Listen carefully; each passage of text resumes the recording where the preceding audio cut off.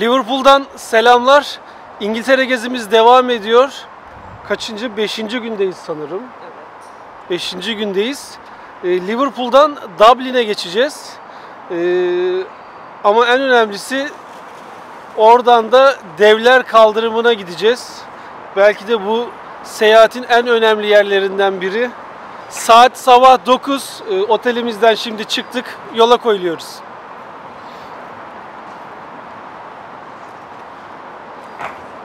Avrupa rüyasıyla gezmeye devam ediyoruz. Güzel geçti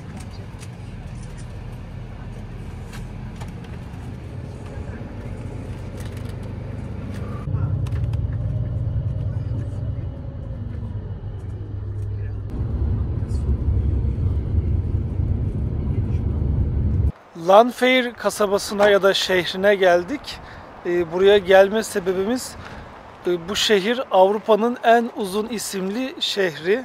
Vakti zamanında 19. yüzyılda Londra'dan trenler buraya uğramadan es geçiyormuş.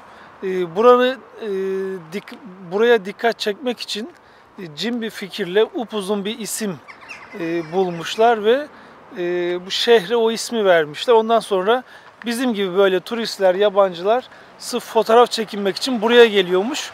Turizmi arttırmışlar. Daha sonra tabii tren de buraya gelmeye başlamış. Ama dünyanın en uzun isimli şehri Bangkok. Bangkok'un orijinal adı çok daha uzun. Tayland'ın başkenti. Şimdi buranın ismini de tabelasında size göstereceğim.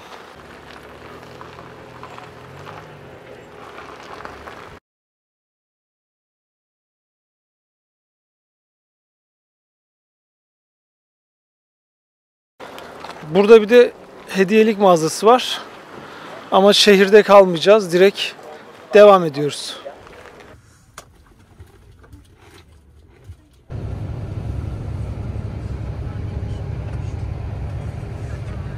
Feribotların kalktığı iskeleye, limana doğru yanaşıyoruz.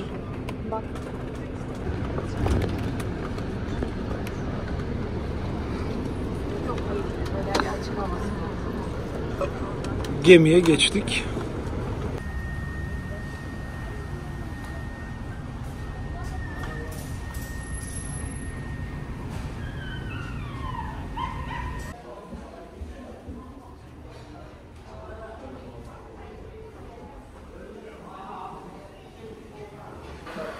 Aynı havalimanı gibi içeride bekleme alanları var. Feribot çok katlı. Üst katta da aynı şekilde dinlenme alanları var.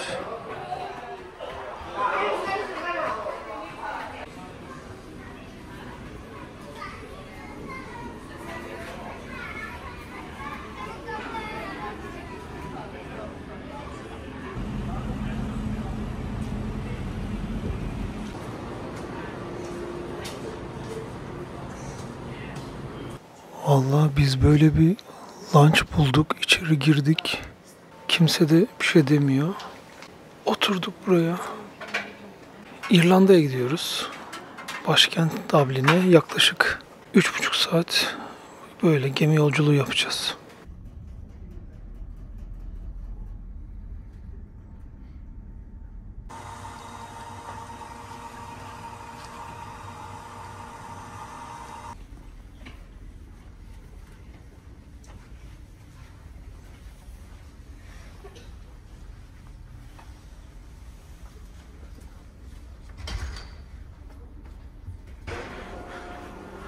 İrlanda'ya gelmek üzereyiz. Daha doğrusu İrlanda'ya geldik de karasına ayak basmak üzereyiz.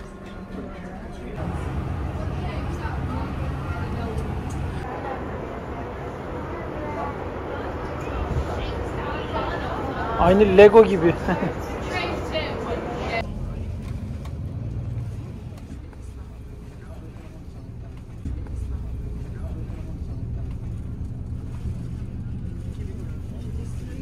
İrlanda'nın başkenti Dublin'e geldik. Tabii hava kararmadan hemen şehri gezmek istiyoruz. 1840'lı yıllarda İrlanda'da çok ciddi bir kıtlık yaşanmış.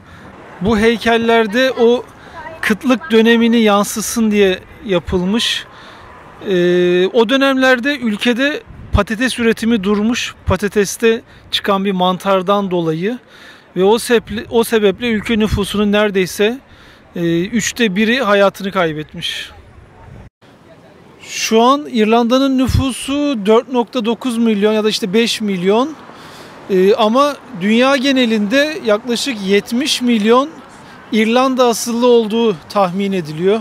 Birkaç Amerika Birleşik Devletleri Başkanı da İrlandalı asıllıymış. Burada tabii Google, Facebook, Twitter gibi birçok teknoloji firmasının Avrupa üssü de var. Onun sebebi de tahmin edeceğiniz üzere vergi kolaylıkları ya da düşük vergi politikası diyeyim. Belki de o sebepledir. İrlanda gayri safi milli hasılasıyla, kişi başına düşen milli geliriyle dünyadaki refah seviyesi yüksek ilk 10 ülke arasında. Ama gerçekten de İrlanda'ya hani biz daha geleli yarım saat oldu. İnsan profilinden direkt onu hissediyorsunuz. Sokaklardan onu anlıyorsunuz. Şimdi bu kanal boyunca böyle binalar, yapılar var. Ama yani hepsi o kadar nizami, net ve hani ben kaliteliyim diyor. Yalnız 5 gündür bu coğrafyalardayız. Britanya topraklarında. Ve bugün de buraya geldik. Hiç yağmura yakalanmamıştık. İlk defa ıslanıyoruz.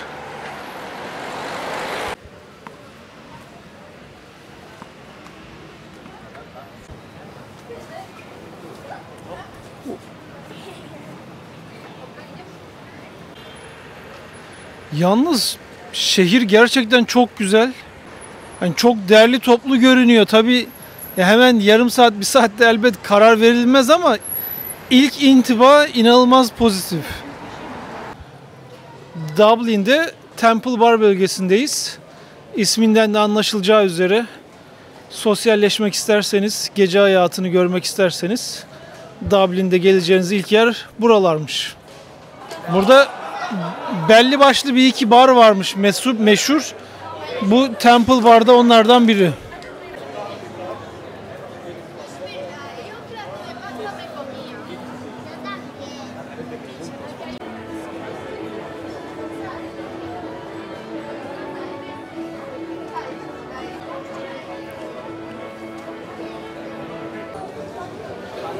Dışı bu kadar güzel. Bakalım içi nasıl?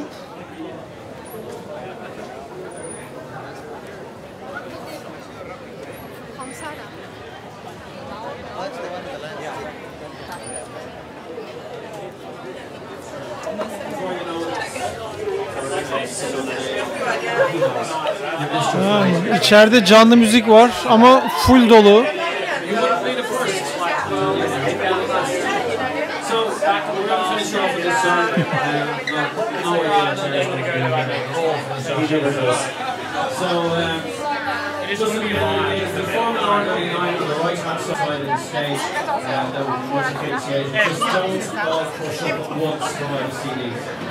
It's been 7 hours, 15.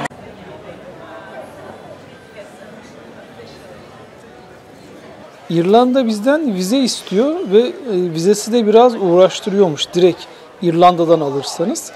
Schengen vizesiyle buraya giremiyorsunuz. Ama bizim yaptığımız gibi İngiltere vizenizle İrlanda'ya girebilirsiniz. Öncelikle İngiltere'ye o vizeyle giriş yapmış olmanız gerekiyor. Yani öyle bir şart var. İngiltere vizesini aldınız, ben direkt İrlanda'ya gideceğim derseniz ülkeye sizi büyük ihtimal almazlarmış.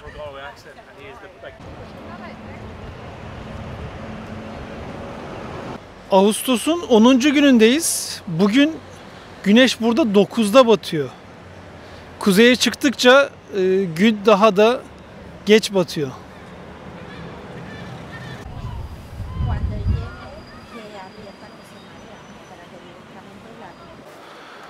Otelimize geldik, bir check-in yapalım. Yine merkezden yürüyerek gelebileceğimiz mesafede The Hendrick. hemen kendimizi dışarı attık.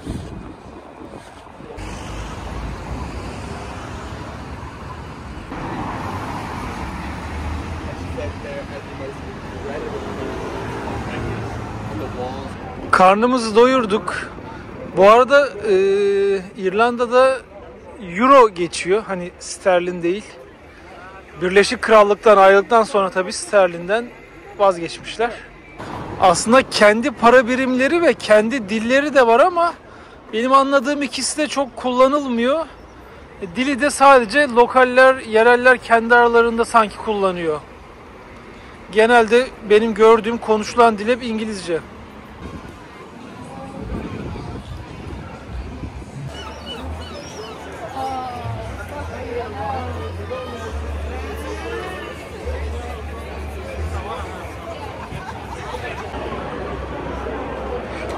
En hareketli yer yine bu Temple Bar'ın önü. Tabii hava tam kararınca burası daha iyi. Yürüyerek yine otelimize gideceğiz. Artık dinlenelim. Tiyatro binası 1662'den beri burada tiyatro yapılıyormuş. Binanın güzelliği için çekiyorum.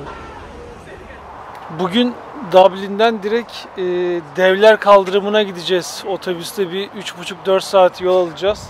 Tabii Dublin'i çok gezemedik. Akşam geldik, sabah ayrıldık. Yani Dublin daha fazlasını hak ediyordu bence. Çünkü şehir çok güzel. İlk intibası da çok iyiydi. Yani böyle turlara katıldığınızda tabii hani her şehre 2-3 gün ayıramıyorsunuz, yoksa tur bitmez. Devler Kaldırımı seyahatin en önemli yerlerinden biri. İlginç, güzel yerlerinden biri. Vallahi oraya gideceğimiz için de heyecanlıyız. Tabii sabah erken saat, biraz da uykuluyuz. Şimdi yola koyuluyoruz.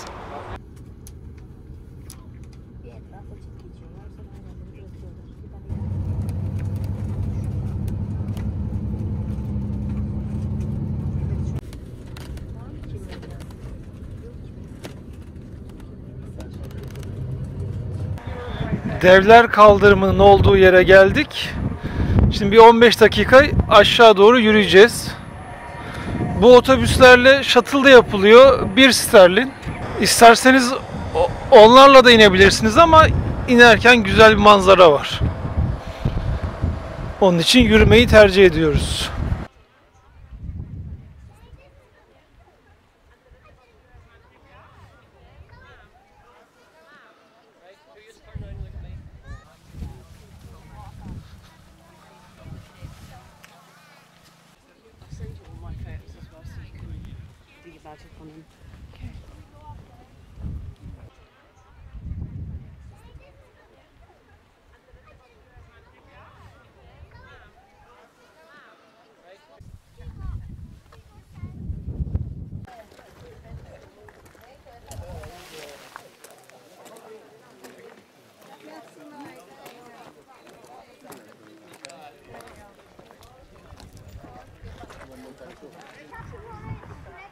Yavaş yavaş altıgenler başlıyor.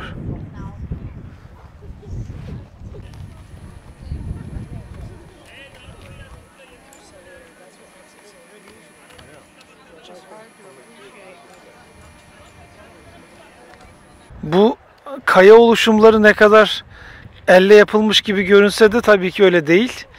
Yaklaşık 50 milyon yıl kadar önce burada volkanik patlamalardan oluşan lavlar ani soğumayla çatlayarak bu gibi kayaları oluşturmuş. Kimisi dörtgen, kimisi altıgen, kimisi ongen.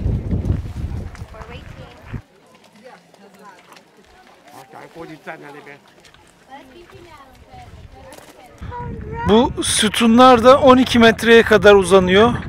En uzun olanı 12 metre.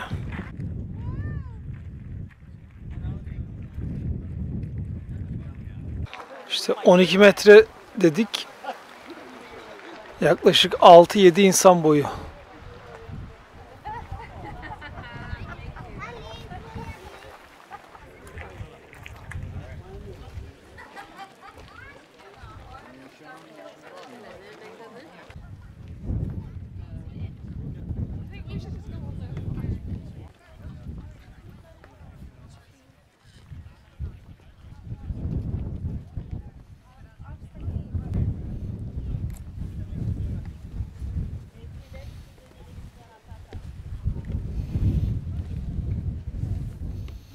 Tabi buralarda kaymaz bir ayakkabı iyi olur. Bu gibi yerlerde, trekkingde ayakkabı seçimini iyi yapmak lazım. Yani taşlar sanki özenle kesilmiş gibi. Ama tabii öyle değil.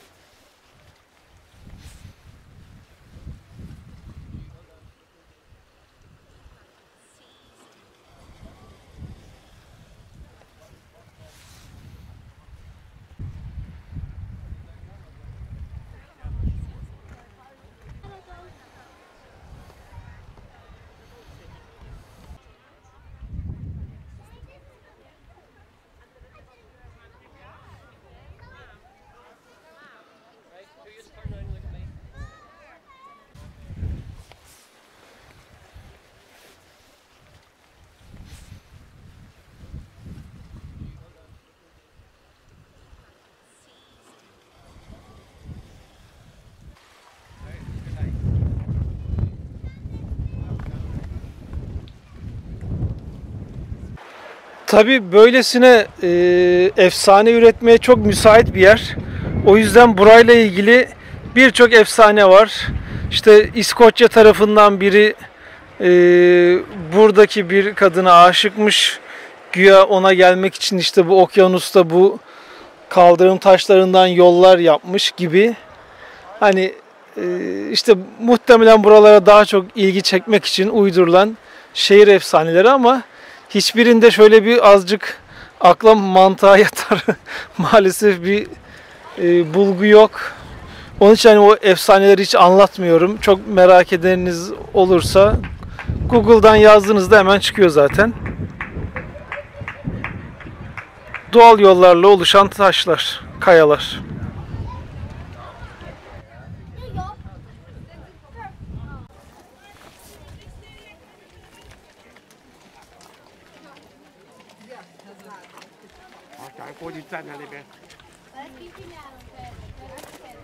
Tabii ortam etkileyici ama doğruya doğru fotoğraflarda daha bir fantastik görünüyor, öyle söyleyeyim. Hani buraya geldiğinizde yine etkileniyorsunuz ama fotoğraftakiler kadar değil. Yaklaşık 1,5 saatimizi burada geçirdik. Artık otobüse dönüyoruz.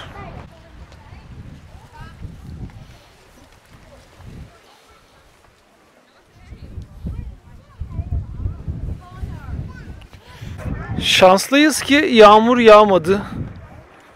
Burada ya yağmur ya rüzgar oluyormuş genelde.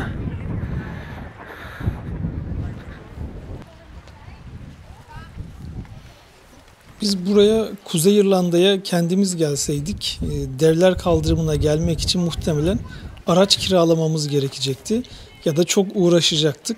İşte turla geldiğinizde böyle güzel avantajları oluyor. Sizi araba ne güzel otelinizden alıyor, buraya getiriyor ve sonraki durağınıza da yine otobüsle devam ediyorsunuz.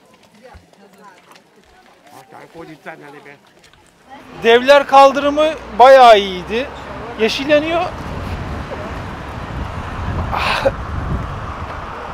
Devler Kaldırımı bayağı iyiydi. Orayı sevdik.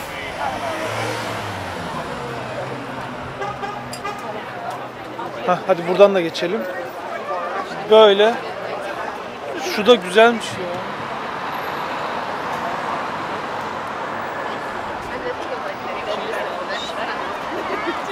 Ne diyeceksin Devler Kaldırımı ile ilgili? Yani tabii hikayesinde 50-60 milyon yıl önce oluşmuş. Onu bilince çok etkileyici güzel yerler. Buraya geldiğinde gitmelik. Peki o şehir efsanelerine inandın mı? Karşıda İskoçya'da biri sevmiş de okyanusta öyle beton... Olabilitesi var mı?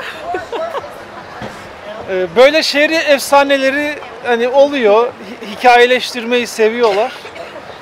Biz şimdi yarın yine çok güzel yerlere gideceğiz. Bu sefer İskoçya'ya geçeceğiz. Artık İskoçya videosundan devam edersiniz. Sonraki videolarda görüşmek üzere.